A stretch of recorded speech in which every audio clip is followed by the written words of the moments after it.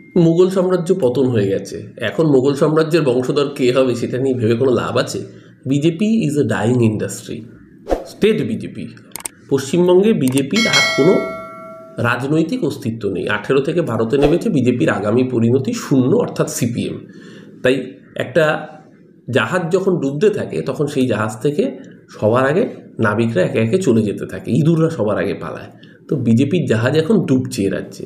সেই কালনেমির লঙ্কা ভাগে কে কার ভাগে কত, বা বাদরের পিঠে ভাগে কোন বাদরের কাছে কোন পিঠের টুকরো পড়বে, সেটা নিয়ে বাংলার মানুষের কোনো উৎসাহ নেই।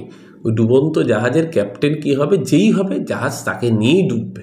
তাই কে শুভেন্দু হলো, কে দিলীপ হলো, কে সুকান্ত হলো, কে অনুপম হলো, আমরা শুধু উপভোগ করছি এই মজা। অনুপম হাজরা কদিন আগে যে বিস্ফোরক মন্তব্য করেছে তাতে তো শোরগোল পড়ে গেছে।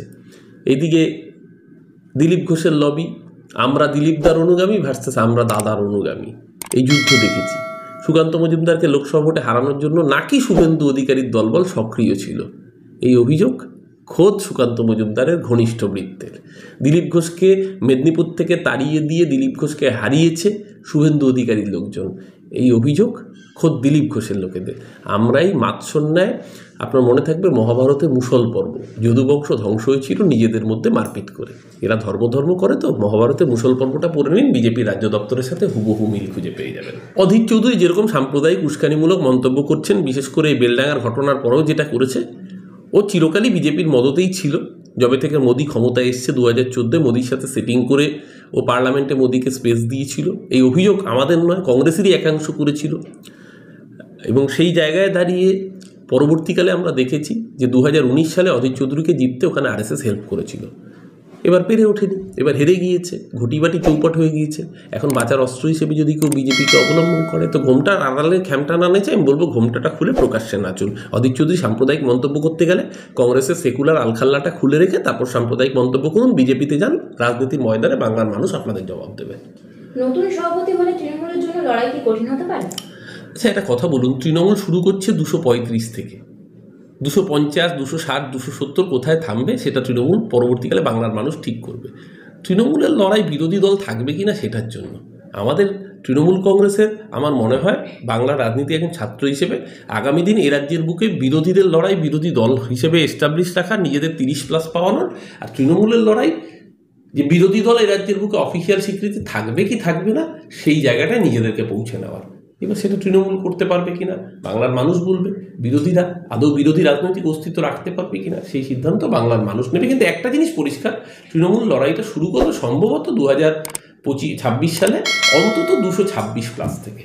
26-এর নির্বাচনে মুখ্যমন্ত্রী পদপ্রার্থী কোনো বিষয় নয়। মমতাদি যতদিন দলের মাথার উপরে, মমতাদি সচল, মমতাদি সক্ষম, ততদিন মমতা ব্যানার্জির নেতৃত্বে, অভিষেকের সেনাপতিত্বে মামাটি মানুষের সরকার।